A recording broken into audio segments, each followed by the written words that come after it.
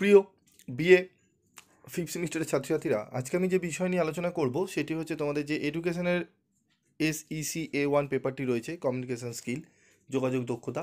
এই সাবজেক্ট থেকে আজকে আমি তোমাদের গুরুত্বপূর্ণ 2 মার্কসের কোশ্চেন এবং অ্যান্সার নিয়ে আলোচনা করব। যে প্রশ্নগুলো বলবো সেগুলো অত্যন্ত গুরুত্বপূর্ণ। প্রশ্নগুলো ভালো করে যদি করো তোমরা অনেকটাই উপকৃত হবে। তো চলো দেখে নিই আমাদের 2 মার্কসের কোশ্চেন এবং অ্যান্সারগুলো। এবং যে প্রশ্নগুলো তোমাদের আজকে আলোচনা করছি একটু ভালো করে তোমরা মনোযোগ সহকারে শুনবে, ঠিক আছে? প্রথম প্রশ্ন হচ্ছে, যোগাযোগ প্রক্রিয়ার যে কোনো দুটি বৈশিষ্ট্য লেখো। যোগাযোগ স্থাপন একটি দ্বিমুখী প্রক্রিয়া। এখানে প্রেরক ও গ্রাহক উভয়ের ক্রিয়া প্রতিক্রিয়ার মাধ্যমে প্রক্রিয়াটি পরিচালিত হয়। যোগাযোগ প্রক্রিয়া দ্বারা প্রেরক ও গ্রাহক উভয়ই পরিতৃপ্তি লাভ করে। পুঙ্খানুপুঙ্খ পাঠের দুটি উপযোগিতা লেখো। ভাষাকে পুঙ্খানুপুঙ্খভাবে অনুশীলন করা, ভাষার মাধ্যমে উন্নত ধরনের আত্মপ্রকাশের ক্ষমতা অর্জন করা। যোগাযোগ প্রক্রিয়ার যে কোনো দুটি প্রতিবন্ধকতা লেখো। প্রাকৃতিক প্রতিবন্ধকতা, গোলযোগ, পরিবেশগত ও শারীরিক অস্বাচ্ছন্দ্য, দুর্বল স্বাস্থ্য। ভাষাগত প্রতিবন্ধকতা, শব্দের ব্যবহার, অস্পষ্ট প্রতীক বা সংকেত। ঠিক আছে, এই প্রশ্নগুলো খুব ভালো করে তোমাদের পড়তে হবে। ফ্ল্যান্ডার্স এর পারস্পরিক প্রতিক্রিয়া বিশ্লেষণ কৌশল বলতে কী বোঝায়? ঠিক আছে, ফ্ল্যান্ডার্সের শিক্ষক শিক্ষণের একটি কৌশল হিসাবে শ্রেণীকক্ষে সব ধরনের ভাষাভিত্তিক আচরণের তাৎপর্য নির্ণয় করেন। এই পদ্ধতি তে শিক্ষকের অবাচনিক আচরণের কোনো রেকর্ড রাখা হয় না। যে কোনো 4টি বিষয়ের ওপর শ্রেণীকক্ষের যোগাযোগের কার্যকারিতা নির্ভরশীল, যে 4টি বিষয়ের ওপর শ্রেণীকক্ষের যোগাযোগের কার্যকারিতা নির্ভরশীল সেগুলি উল্লেখ করো। 4টি দেখে নাও: বক্তা বা প্রেরক সংক্রান্ত বিষয়, বার্তা বা চিহ্ন, গ্রহীতা সংক্রান্ত বিষয়বস্তু, গোলযোগের পরিমণ্ডল। শ্রবণ দক্ষতা বিকাশের যে কোনো দুটি প্রয়োজনীয়তা লেখো। শ্রবণ দক্ষতার গুরুত্ব বিষয়ে শিক্ষার্থীদের সচেতন করা, বার্তার মধ্যে প্রয়োজনীয় অপ্রয়োজনীয় অংশ বুঝতে পারা।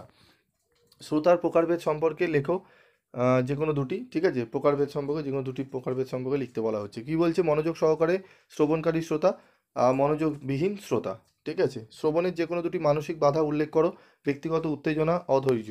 কখন দক্ষতার বৈশিষ্ট্য কথন হবে এটি, কথন দক্ষতার বৈশিষ্ট্য লেখো দুটি। ঠিক আছে, শ্রবণযোগ্যতা, স্পষ্টতা, কার্যকারিতা, অনায়াস ভঙ্গি।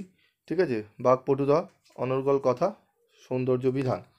একটু টাইপিং মিস্টেক রয়েছে, একটু দেখে নেবে তোমরা। ঠিক আছে, আলোচনা করে দিয়েছি।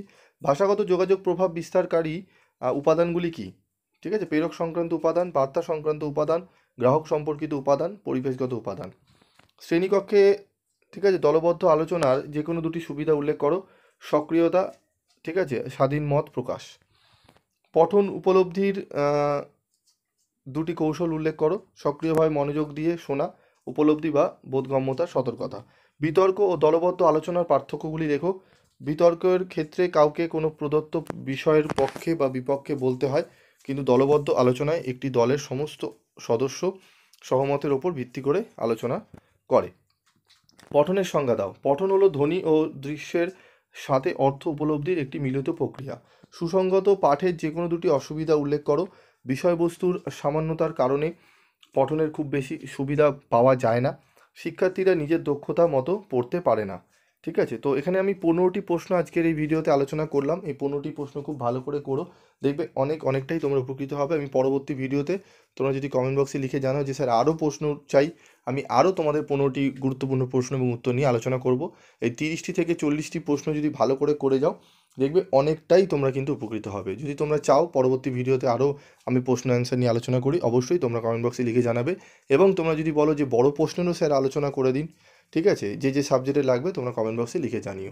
আজকের মতো ভিডিওটি এইটুকুই, দেখা হচ্ছে পরবর্তী ভিডিওতে। সকলে ভালো থেকো, সুস্থ থেকো।